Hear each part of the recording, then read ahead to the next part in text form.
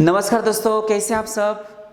दोस्तों, हमने कुछ इडियम्स एंड फ्रेजेस पहले डिस्कस किए थे और आज हम उसके आगे के इडियम्स एंड फ्रेजेस डिस्कस करने वाले हैं।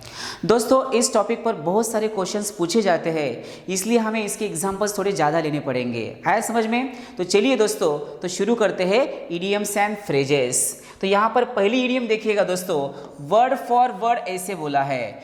तो बहुत सारे लोग इसका गलत यूज़ करते हैं। तो वर्ड फॉर वर्ड के जगह वो वर्ड टू वर्ड यूज़ करते हैं, बट सही इडियम क्या होती है दोस्तों? वर्ड फॉर वर्ड होती है। और इसका हिंदी में मीनिंग क्या होता है? सही शब्दों में या शब्द के अनुसार। सही शब्दों में या शब्द के अनुसार। अब इस वर्ड फॉर वर्ड का यूज़ सेंटेंस में कैसे किया जाता है वो भी यहाँ पर देख लीजिएगा। I memorize the speech word for word. I memorize the speech word for word. यानी वो मैंने स्पीच कैसे मेमोराइज की थी? वर्ड फॉर वर्ड की थी, यानी सही शब्दों में या शब्द के अनुसार। ऐसे उसका मीनिंग होना चाहिए दोस्तों। आया समझ में? चलिए और एक यहाँ पर इडियम देखते हैं, अ विली नीली। अ विली नीली ये भी बहुत सारे लोग बोलते समय यूज करते हैं दोस्तों। और इस अ विली नीली का मीनिंग क्या होता है? जबरदस्ती से। आया समझ में? तो चलिए दोस्तों, ये विली नीली सेंटेंस में कैसे यूज किया जाता है ये भी देखिएगा। यहाँ पर both countries are being drawn willy nilly into the conflict, यानी उस दोनों भी कंट्रीज को यहाँ पर जबरदस्ती से लाया गया था, ऐसे उसका मीनिंग होना चाहिए दोस्तों। आया समझ में? तो यहाँ पर पहली इडियम हमने कौन सी देखी थी? वर्ड फॉर वर्ड, और उसका मीनिंग क्या होता है? सही शब्दों में। और दूसरी थी विली नीली, और इसका मीनिंग क्या होता है? जबरदस्ती से। आया समझ में? चलिए और कुछ इडियम्स यहाँ पर हम डिस्कस करेंगे। यहां पर देखिएगा दोस्तों, वेल हील्ड। अब इस वेल हील्ड का मतलब होता है अमीर होना या रिच होना। कौन सी इडियम है दोस्तों? Well heeled. ये भी बहुत सारे लोग बोलते समय इसका यूज करते हैं। तो वेल हील्ड का मीनिंग क्या होता है दोस्तों? अमीर होना। अब इसका यूज सेंटेंस में कैसे किया जाता है वो भी यहां पर देख लीजिएगा।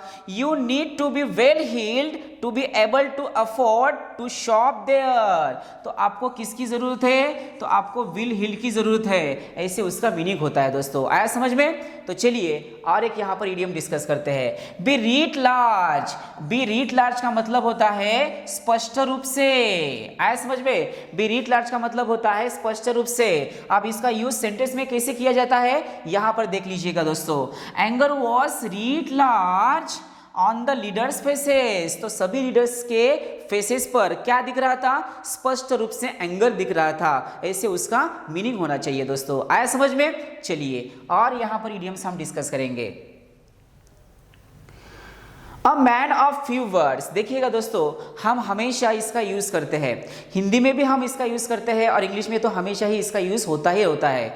आप देखिएगा दोस्तों, a man of few words का मीनिंग क्या होता है? जो लोग बहुत ही कम बोलते हैं और ज्यादा काम पर ध्यान देते हैं उसको क्या बोलते हैं? A man of few words. तो कुछ लोग ऐसे होते हैं दोस्तों कि बहुत ही ज्यादा बोलते हैं और बहुत काम कम करते हैं। तो हमें भी सक्सेस होने के लिए क्या करना पड़ेगा दोस्तों? हमें सक्सेस होने के लिए कम बोलना पड़ेगा और ज़्यादा काम करना पड़ेगा। आप देखिएगा, कम बोलने वाला व्यक्ति जो होता है वो हमेशा जल्दी सक्सेस होता है, क्योंकि उसका पूरा ध्यान जो होता है वो उसके काम पर होता है, इसलिए वो ज़्यादा बातें नहीं करता।